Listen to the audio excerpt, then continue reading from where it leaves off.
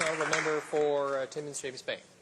Speaker, I listened with great concern as I listened to my honourable colleague, because it made me realize how far Canada has fallen internationally, that a country that was seen as a champion of democratic development and human rights around the world is now in a position where the Conservatives and the Liberals laugh at the issue of human rights abuse. And I'd like to ask my honourable colleague, looking back on our tradition when we had Brian Mulroney, who stood up against apartheid.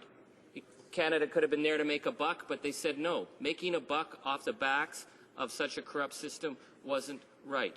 We saw previous Liberal regimes who spoke up against the murder and the killings that were going on in El Salvador. And yet we see today where this Conservative government and the Liberal opposition are of the position and the mindset that anybody who raises concerns about the killing of people speaking up for their democratic rights is somehow pie-in-the-sky silliness, and that to make a buck off such a corrupt and illegitimate regime is how business is done. I'd like to ask my honourable colleague how he thinks that places Canada, where we once had such a stellar reputation for speaking up on basic human rights, to this kind of cynical abuse that is going on with the Conservatives and the Liberals. The honourable member for Esquimalt-Waunde-Fuga.